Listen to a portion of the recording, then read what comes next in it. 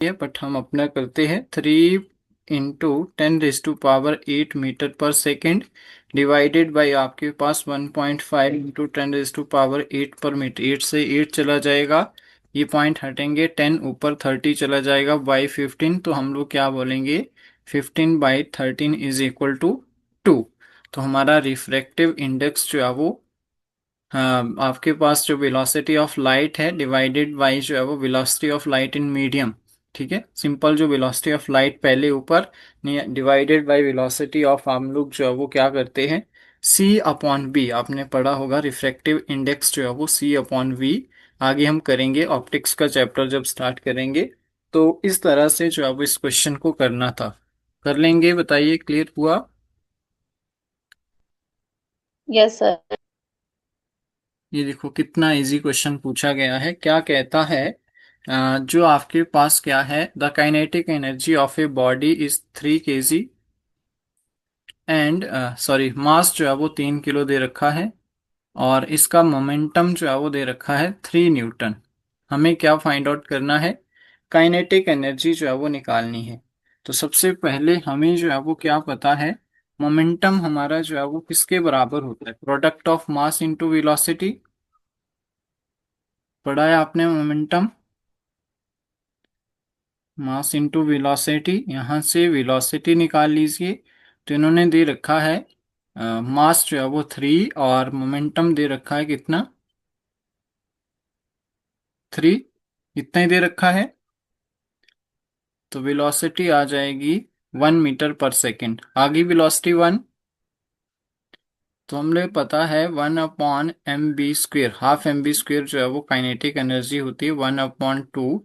m आपके पास दे रखा है मास 3 और वेलोसिटी का स्क्वायर 1 का स्क्वायर, तो हम लोग क्या बोलेंगे 3/2 जूल।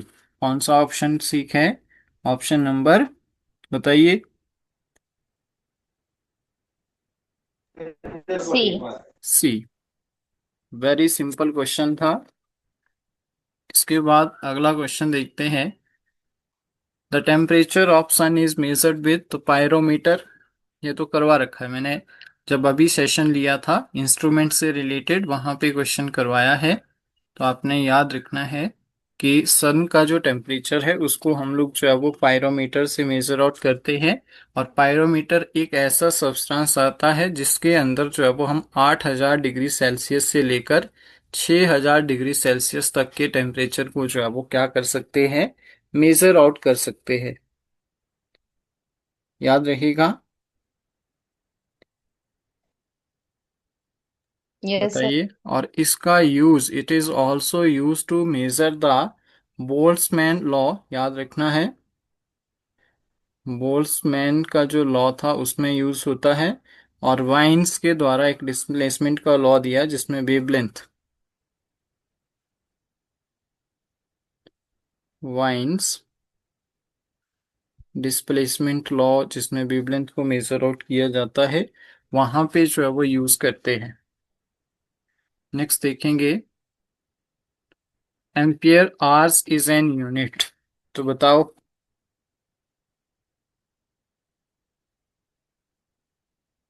क्या आएगा आंसर।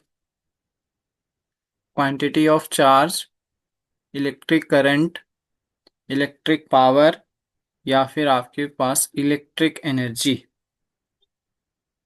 तो हम लोग क्या बोलेंगे, अमाउंट ऑफ एनर्जी या फिर इलेक्ट्रिक एनर्जी को मेजर आउट करने के लिए हम लोग जो है वो क्या करते हैं, एम्पियर आवर्स का जो है वो यूज करते हैं। और 1 ampere hours is equal to होता है, या आपने याद रखना है, 3600 कूलम्स, 3600 कूलम्स के बराबर। कर लेंगे इसको।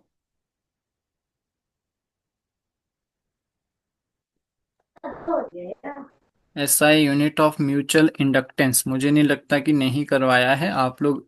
सेशन देखे हैं ना प्लेलिस्ट में जाके, अशोक अंजना आप दोनों ने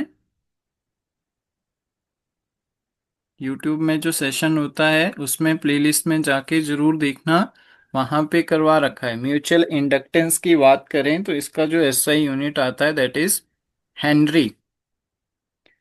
और हेनरी, अगर हम बात करें म्यूचुअल इंडेक्स को जो है वो डिस्क्राइब करने के लिए बेसिकली होता क्या है, तो it can explain the relation between the two coil induced A voltage in other coils. मतलब दो कॉइल्स जो है वो किसी दूसरी कॉइल्स के साथ जो है वो इंड्यूस करती है, उस समय जो वोल्टेज आती है उसमें हम म्यूचुअल इंडेक्स इंडक्टेंस को जो है वो मतलब डिफाइन करते हैं। और हेनरी, जोसेफ हेनरी जो है वो इनके नाम पे जो है वो इसका एसआई यूनिट जो है वो पड़ा है।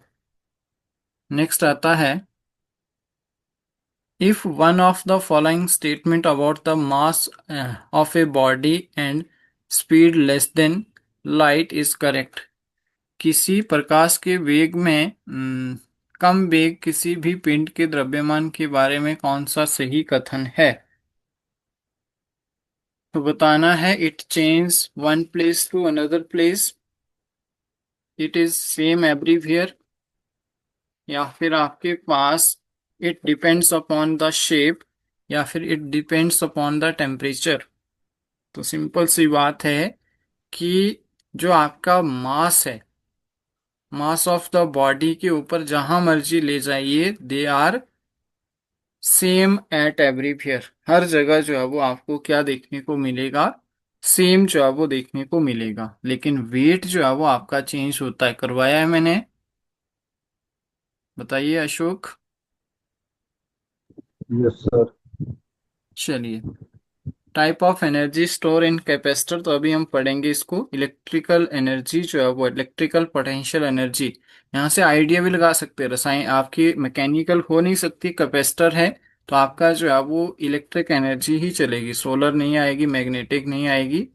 तो हम लोग जो है वो हिट एंड ट्रायल से भी कर सकते हैं। कैपेसिटर के अंदर इलेक्ट्रिक पोटेंशियल एनर्जी आती है बेसिकली कि when a capacitor is charged then the energy is stored in a electric field between the plates, और which is essential electrical potential energy होती है बेसिकली, जिसको हम 1/CB² से जो है वो मेजर आउट करते हैं। नेक्स्ट आता है very important, A pendulum can complete the 100,000 oscillation in 5 second, what is frequency. तो अभी हमने बात की थी फ्रीक्वेंसी जो है वो आपके पास किसके बराबर होती है, 1/टाइम पीरियड के। या फिर हमारा जो रिलेशन था, अगर आपको जो है वो क्या दे रखा है, ये pendulum can complete the oscillation दे रखी है, तो हमें फ्रीक्वेंसी निकालनी है। तो नंबर ऑफ ऑसिलेशन 1000 गिवन है, फ्रीक्वेंसी जो है वो आपके पास आ जाएगी यहाँ से number of oscillation divided by time. तो निकालेंगे 1000 डिवाइडेड बाई 5 करेंगे तो 5 दूनी 10, यानी कि 200 हर्ट्ज जो है वो हमारी क्या आ जाएगी, फ्रीक्वेंसी जो है वो आ जाएगी। नेक्स्ट देखो, ये कल ही क्वेश्चन हमने डिस्कस किया है कल question, domestic power supply in India. मैंने यूएसए का भी लिखाया था और इंडिया का भी लिखाया था, याद है। 50 हर्ट्ज से 220 वोल्टेज तक, बोलो, है यस याद, सर। पढ़ा था कल। Yes sir. ठीक है, तो ये आपका 20 और वहां पे 60 हर्ट्ज जाता था, 110 यूएसए आपका, या फिर बाहर ब्राजील जैसी कंट्रीज में। नेक्स्ट आता है, neutral atom atomic number is greater than has. तो बताओ जरा जल्दी से क्या आएगा इसके अंदर। अगर 1 है, हाइड्रोजन के पास 1 है, तो हमें पता है ये आपका होता है एटॉमिक नंबर। जेड से एटॉमिक नंबर को, ए से जो है वो मास नंबर को। अगर 1 1 है एटॉमिक नंबर और मास नंबर इसका 1 1 है, तो हमें पता है कि हमारे पास जो है वो क्या होता है, ये होता है mass number is equal to atomic number plus number of neutron. Number of neutron A minus हम लोग क्या क्या करते हैं, जेड आता है। तो यहाँ से नंबर ऑफ न्यूट्रॉन निकालें, अगर 1 1 है तो 1 - 1 तो 0, न्यूट्रॉन नहीं आएगा उस केस में। लेकिन उन्होंने कहा है कि एटॉमिक नंबर, अब हाइड्रोजन के अलावा जो एटॉमिक नंबर है वो किसका होता है, हीलियम का 2 होगा, आपका लिथियम का 3 होगा, मतलब एक से ज्यादा है। जब एक से ज़्यादा है, जब आपका जो एटॉमिक नंबर 2 है और मास नंबर 4 होगा, तो 4 - 2 तो नंबर ऑफ न्यूट्रॉन भी होंगे। तो हम लोग क्या बोलेंगे, जब एक से ज़्यादा है तो इसके पास तीनों चीज़ें होंगी, इलेक्ट्रॉन भी होगा, प्रोटॉन भी होगा और न्यूट्रॉन भी होगा। क्योंकि यहाँ पे जो आपका न्यूट्रल एटम है, इक्वल नंबर ऑफ जो है वो पॉजिटिव एंड नेगेटिव चार्ज आएंगे, तो नेट चार्ज जो है वो 0 होता है। लेकिन जब इन्होंने ग्रेटर देन 1 बोला, तो we can say they have all occupies with proton, neutron as well as electron.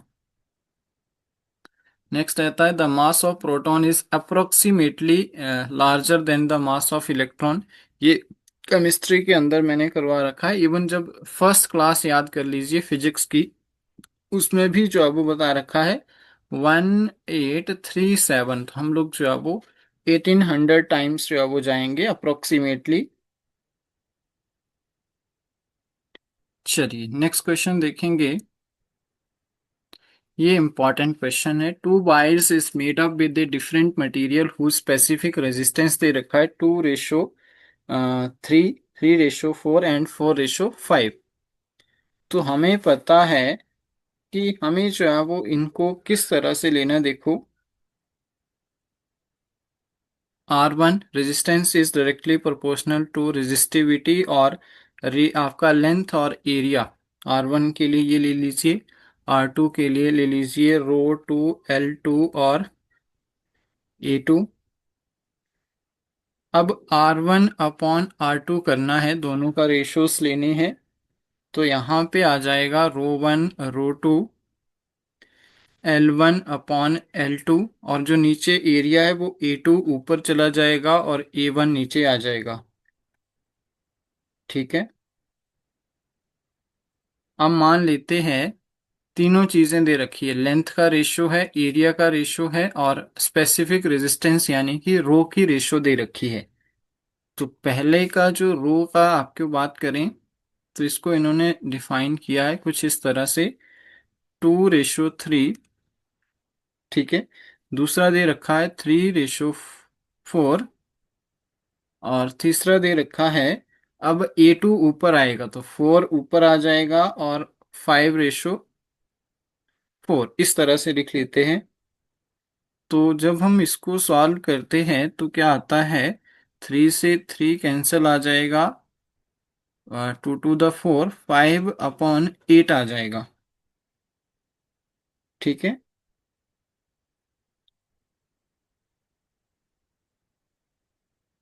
या फिर इसको हम निकालें,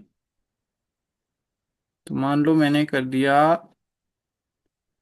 5/4 ही होगा, बिल्कुल ठीक है, क्योंकि पहले A2 आएगा। तो हम इसको सॉल्व करेंगे, तो मेरे पास आ गया 4 दूनी 8 और 5,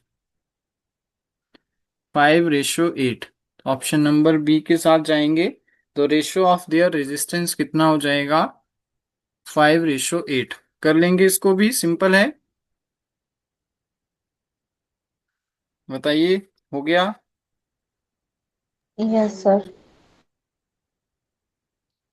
नेक्स्ट आता है 2D क्षमता वाले एक फोकल लेंस की दूरी क्या होगी। What is the focal length of 2D जो है वो आपके पास, तो हमें पता है power is equal to 1 upon focal length होता है। यहाँ पे आपको क्या क्या दे रखा है, 1 upon focal length is equal to दे रखा है 2, 2 के बराबर दे रखी है पावर। तो फोकल लेंथ हमारी हो जाएगी,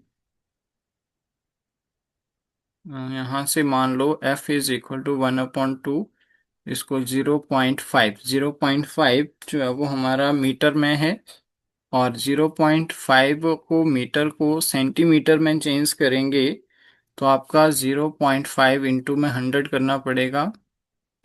तो ये आ जाएगा 0 से 0 और 50 मीटर, 50 सेंटीमीटर के बराबर जो है वो आ जाएगी इसकी वैल्यू। याद रखना है सभी ने, 50 सेंटीमीटर के बराबर जो है वो वैल्यू आ जाएगी। कर लेंगे। Yes, sir. चलो पावर टोटल लेंस जो है वो दे रखे 0.25 और 0 + 2.3.5। तो हमें जो है वो दोनों को क्या करना पड़ेगा, ऐड करना पड़ेगा। दोनों को ऐड करेंगे तो हमारे पास 1 डायोप्टर जो है वो इसकी वैल्यू आ जाएगी। पावर ऑफ लेंस को डायोप्टर में मेजर आउट किया जाता है, ये भी इंपॉर्टेंट क्वेश्चन है। Which of the following is correct, आपका रिलेशन है 1 टेस्ला इज इक्वल टू, आपने याद रखना है 1 न्यूटन, नीचे 1 एम्पियर मीटर, यानी कि ऑप्शन नंबर बी, ये जो है वो रिलेशन करेक्ट है। नेक्स्ट 1 प्लैंक्स कांस्टेंट की वैल्यू तो ये आ जाएगी 27 अर्ग्स, 6.062 इंटू 27 अर्ग सेकेंड के बराबर। बाकी कल देखेंगे क्योंकि लिंक एंड होने वाला है और इसको हम नेक्स्ट क्लास में जो है वो कंप्लीट कर लेंगे, ठीक है। और कल ऑप्टिक्स, मैंने ऑलरेडी कहा है कि कल हम ऑप्टिक्स को जो है वो स्टार्ट करेंगे। ऑप्टिक्स क्या होती है, क्या क्या चीज़ें इसमें चलती है, और लाइट से रिलेटेड किस तरह का